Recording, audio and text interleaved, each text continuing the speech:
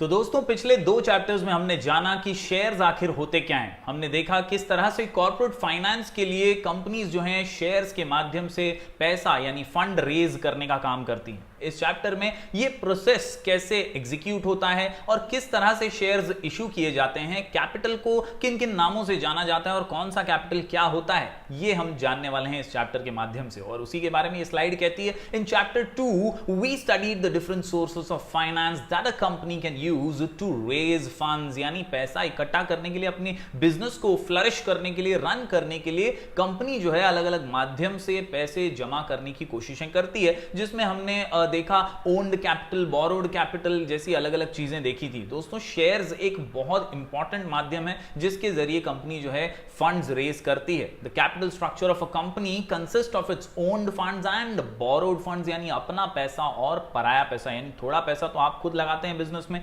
आप नया बिजनेस शुरू कर रहे हैं, और कुछ पैसा जो आपको कम पड़ रहा है, आप चाहते हैं कि लोग उसमें इन्वेस्ट करें, तो आप शेयर्स के माध्यम से फंड्स को रेज करते हैं। यस तो यहां पर इसी के बारे में कहा गया है कि own funds are made up of equity shares whereas preference shares and retained earnings, whereas a company limited by shares raises share capital by issuing shares. यानी अगर आप शेयर कैपिटल रेज करना चाहते हैं तो shares issue करके ही आप शेयर कैपिटल को इशू करेंगे, रेज करेंगे। In this chapter we will study in detail how company issues different types of shares depending upon its needs. अपनी जरूरत के हिसाब से कैसे कंपनी जो है शेयर्स को इशू करती है, कितना इशू करती है, कौन से जरूरत पर कौन सा कैपिटल यूज किया जाता है, ये सारी बातें यहां पर बताई जाएंगी। We will also learn about various concepts related to shares. दोस्तों ये चार्ट है और आज के इस वीडियो में हम ये पूरा चार्ट डिटेल में डिस्कस करने वाले हैं। यहां पर हम क्लासिफिकेशन ऑफ शेयर्स कह लें इसे, या कैपिटल का क्लासिफिकेशन कह लें, जिसके जरिए हमें समझ में आता है कि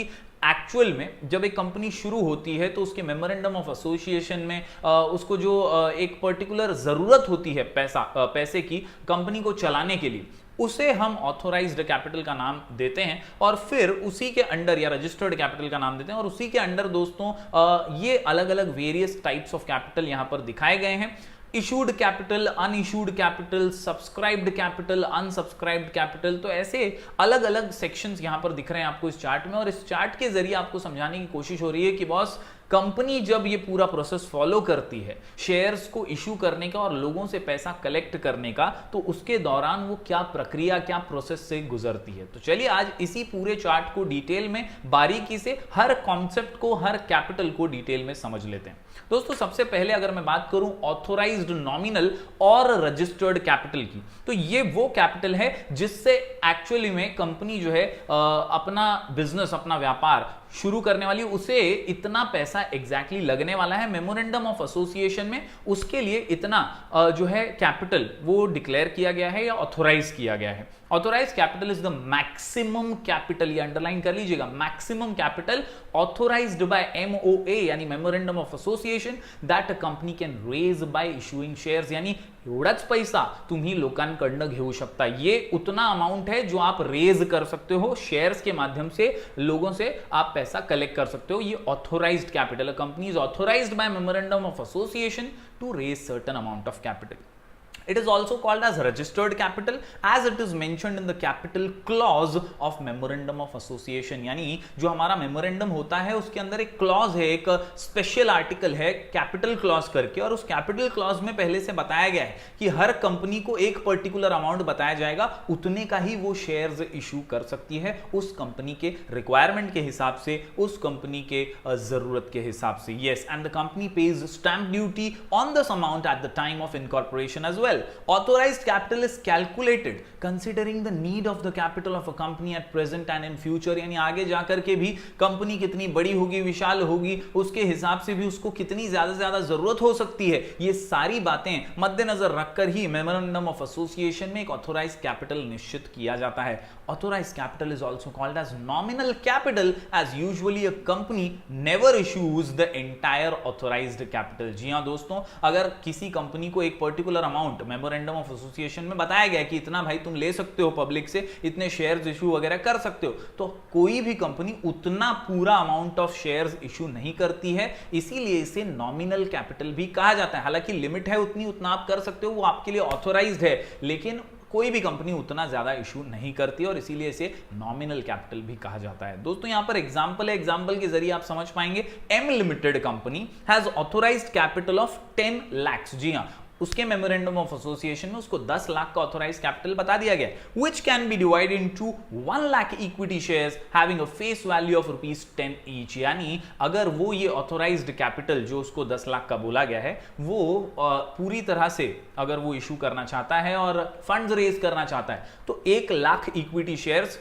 जिनकी फेस वैल्यू ₹10 ईच है उतने इशू हो सकते हैं। A company can increase its authorise capital by altering its memorandum of association. यानी बहुत सारी प्रक्रिया से गुजरते हुए अगर कई बार कंपनी बहुत ज्यादा ग्रो कर रही है और उसको ऐसा लगता है कि यार और ज्यादा कैपिटल रेज करना चाहिए, तो ऐसे में मेमोरेंडम ऑफ एसोसिएशन को अल्टर करते हुए ये जो ऑथोराइज कैपिटल है इसकी बढ़ोतरी हो सकती है। तो चलिए दोस्तों अब बढ़ते हैं आगे। अगला जो कैपिटल है वो है issued capital and unissued capital. जी हां दोस्तों, ये जो है हमारे चार्ट के हिसाब से अगर हम देखें तो इशूड कैपिटल और अनइशूड कैपिटल जो है, once again my dear students, it is a part of authorised capital. हमारे को मेमोरेंडम ऑफ एसोसिएशन में बोला गया है कि भाई 10 लाख का तुम्हारा कैपिटल है। अब सभी कंपनियां जो है ये पूरा 10 लाख तो यूटिलाइज नहीं कर देंगी, पूरा 10 लाख जो है ये इशू नहीं कर देंगी, शेयर्स उतने का तो नहीं रेज करेंगी फंड्स शेयर्स के जरिए। कुछ अमाउंट जो है वो शेयर्स रेज करते हुए लोगों से पैसा लेंगे, उस कुछ अमाउंट को ही इशूड कैपिटल कहते हैं। और जो नहीं उन्होंने कॉल अप किया है या जिसको उन्होंने इशू नहीं किया है लोगों को, वो अनइशूड कैपिटल होता है। तो बेसिकली पूरे अमाउंट में से जब वो थोड़ा सा सब्सक्राइब करने के लिए लोगों को कह देते हैं तो उसे इशूड कैपिटल कहा जाता है। और जो अनसब्सक्राइब्ड है, अभी भी परमिशन है मगर उन्होंने कंपनी ने अभी तक इशू किया नहीं है, तो उसे अनइशूड कैपिटल कहा जाता है। ये सरल भाषा में शॉर्ट में मैंने आपको समझाया। चलिए पढ़ लेते हैं थोड़ा सा और टेक्स्ट बुक के माध्यम से जान लेते हैं। Issued capital is the part of authorise capital, underline कर लीजिए, part of authorise capital, part of authorise capital which is offered by the company to prospective investors for subscription. यानी कंपनी ने ठप्पा मार के आपको 10 लाख तो बोला था, लेकिन आपने 10 लाख में से 5 लाख रुपया ही ऑथोराइज किया, इशू किया, तो वो 5 लाख आपका इशूड कैपिटल हो जाता है। Thus it is the shares that the company is offering to the public to buy। यानी हमने पब्लिक को दे दिया बाय करने के लिए जो अमाउंट ऑफ शेयर्स या जो अमाउंट हमारे ऑथोराइज्ड में से, उसे इशूड कैपिटल कहा जाता है। The balance part of authorised capital not offered to the public is called as unissued capital. तो आप समझ ही गए होंगे जो बैलेंस बचा 10 लाख में से आपने कुछ अमाउंट तो इशू कर दिया, जो बचा हुआ 5 लाख है वो आपका अनइशूड कैपिटल होगा। In future the company can issue shares from the unissued capital also. Future में अगर भविष्य में ऐसा लगता है कि और जरूरत है तो उस बैलेंस में से भी आप इशू कर ही सकते हैं। एग्जाम्पल बहुत ही जबरदस्त सा दिया है, बहुत ही सिंपल सा आपके समझने के लिए। The issued capital of a company may be equal और less than the authorised capital. या तो सेम हो सकता है, जितना ऑथोराइज किया उतना ही हो सकता है, या तो उससे कम भी हो सकता है। M limited company have issued capital of 4 lakh divided into 40,000 equity shares at face value of ₹10 each. जी हां दोस्तों, 10 रुपए के हिसाब से 40,000 इक्विटी शेयर दे दिए, बोले तो 4 लाख का इन्होंने जो कैपिटल है वो इशू कर दिया है। एंड द अनयूज्ड और unissued capital will be 6 lakh divided into 60,000 equity shares of ₹10 each. तो इस प्रकार से यूज्ड यानी इशूड हम कह सकते हैं और अनइशूड जो है को मिला देंगे तो हमारा टोटल ऑथोराइज कैपिटल बन जाता है। तो उम्मीद करता हूं ये भी आप दूसरा टाइप समझ गए होंगे हमारे चार्ट में से। हमारा चार्ट आपने शुरुआत में देखा ही, हमने बना दिया था ऑथोराइज्ड रजिस्टर्ड के नीचे इशूड कैपिटल और unissued capital. Issued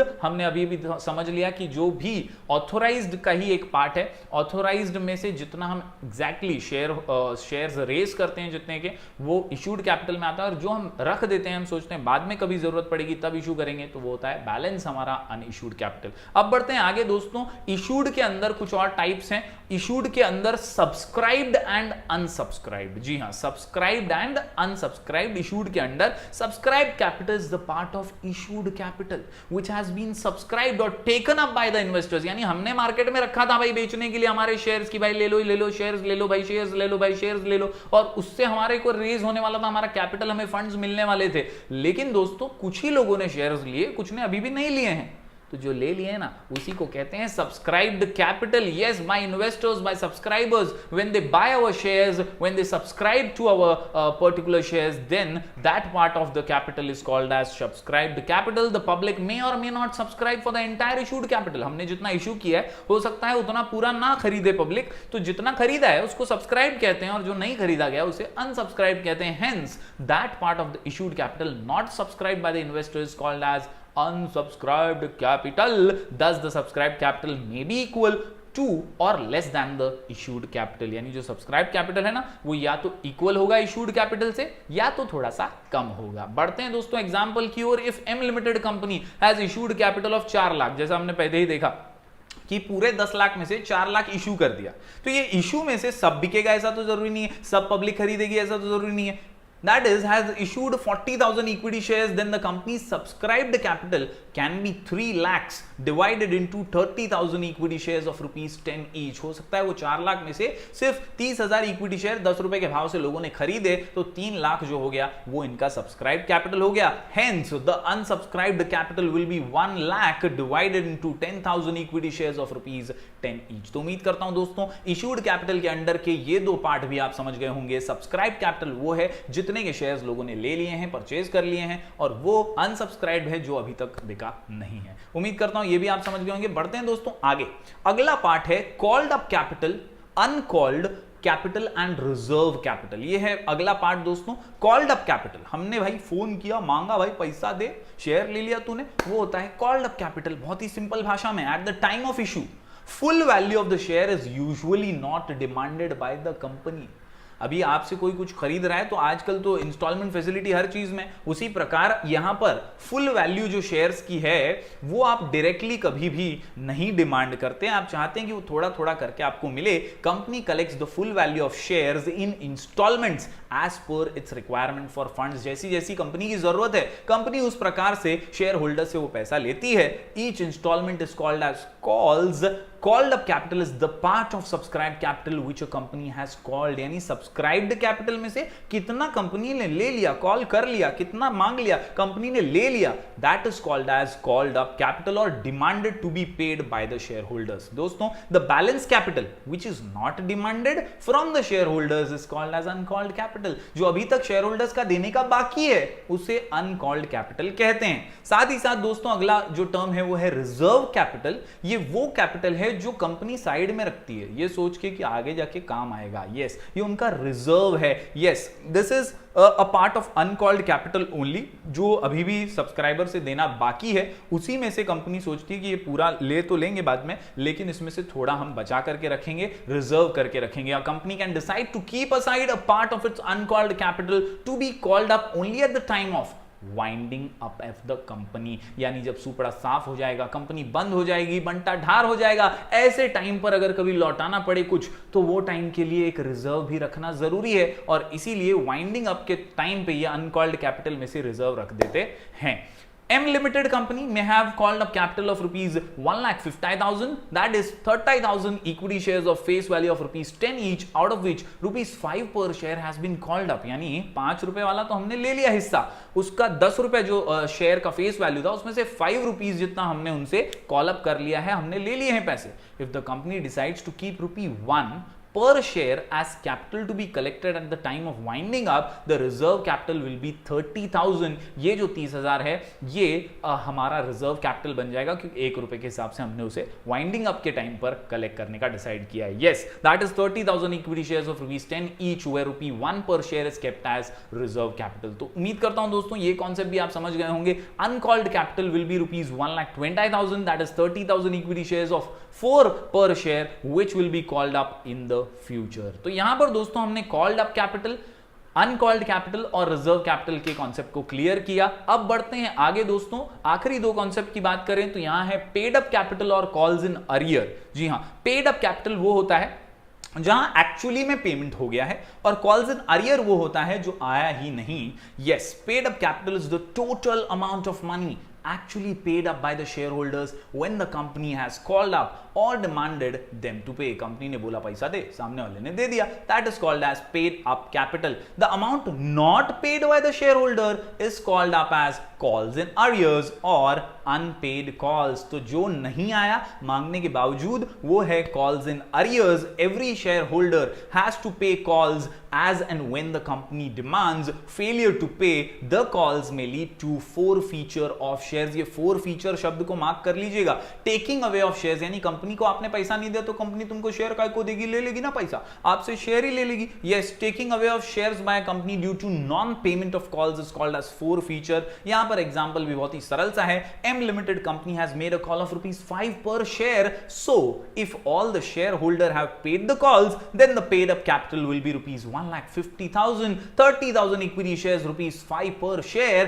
But if for example 10,000 equity share calls are not paid, then the paid up capital will be 1 lakh। यानी ये जो है ये पैसा आया ही नहीं, तो यहां पर अरियर हो जाता है 20,000 इक्विटी शेयर्स इनटू 5 पर शेयर। ये जो है यहां पर आना बाकी है, जो हम मांग रहे हैं लेकिन नहीं आ रहा है। And calls in arrears will be ₹50,000, that is 10,000 equity shares into ₹5 पर शेयर। तो ये जो आखिरी अमाउंट है 50,000 वाला, ये है हमारा कॉल्स इन अरियर, और जो हमने ऑलरेडी ले लिया वो पेड अप कैपिटल था हमारा 1 लाख का। तो उम्मीद करता हूं दोस्तों आप पेड अप कैपिटल और कॉल्स इन अरियर समझ गए होंगे। शॉर्ट में याद रखिए, जो हमने पैसे मांगे थे हमें मिल गए पेड अप कैपिटल, और जो हमने मांगे लेकिन नहीं मिले वो है कॉल्स इन अरियर। तो दोस्तों उम्मीद करता हूं ये वीडियो आपको पसंद आया होगा। जरूर से लाइक कीजिए, ज्यादा से ज्यादा स्टूडेंट्स तक पहुंचाइए। हम मिलेंगे फिर एक बार कुछ और नए वीडियोस के साथ, तब तक के लिए do like, share and subscribe.